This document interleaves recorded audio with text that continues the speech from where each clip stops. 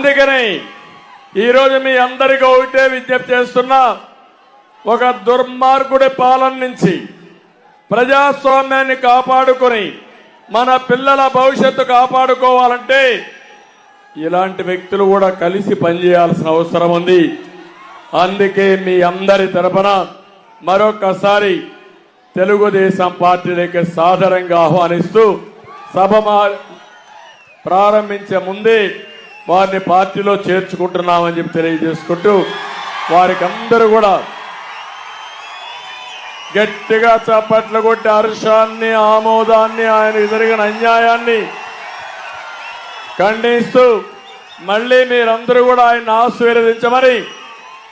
నేను ఈరోజు తీసుకున్న నిర్ణయాన్ని కూడా మీరు స్వాగతించమని మరొకసారి అందరినీ కోరుకుంటున్నా.